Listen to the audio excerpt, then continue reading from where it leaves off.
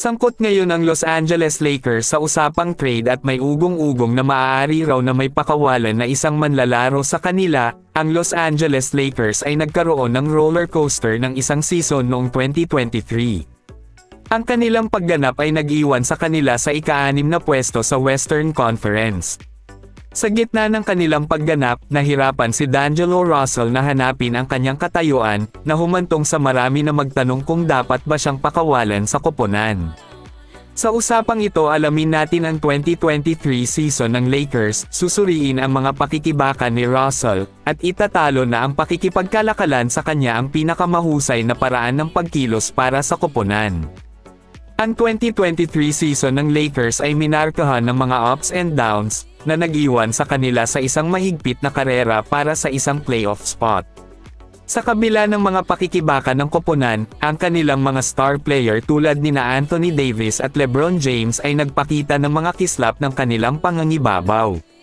Gayunpaman, ang pagganap ng koponan ay humantong sa kawalan ng kumpiyansa sa kanilang kakayahan na gumawa ng malalim na playoff run.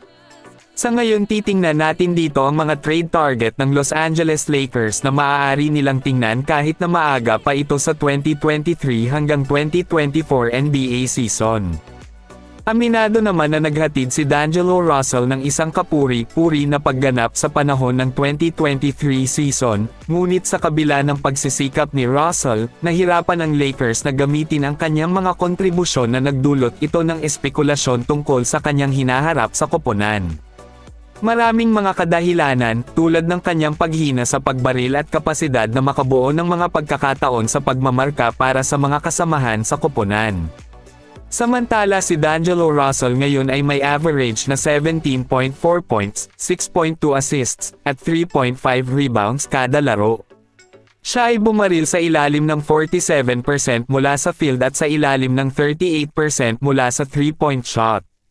Ang paggalugad sa posibilidad ng pakikipagkalakalan kay D'Angelo Russell ay maaaring mag-alok ng maraming pakinabang sa Lakers.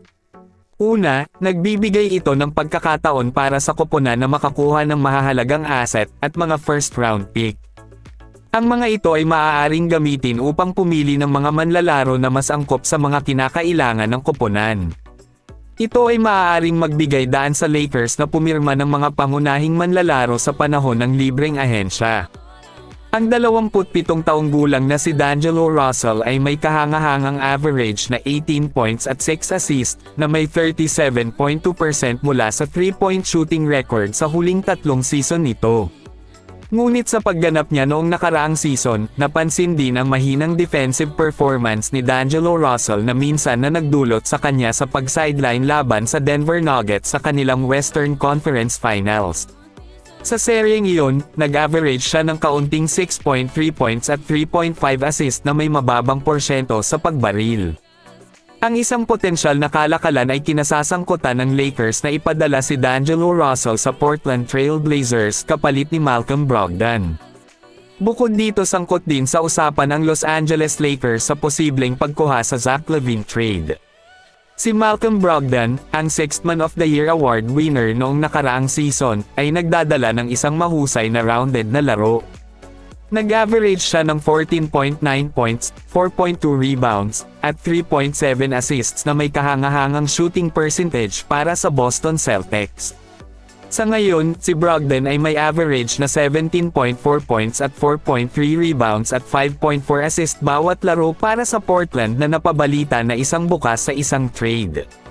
Ngunit sa ngayon ang mga huling desisyon ay hawak pa rin ng Los Angeles Lakers, nasa kanila pa rin ang desisyon kung ano ang karapat-dapat sa kanilang koponan.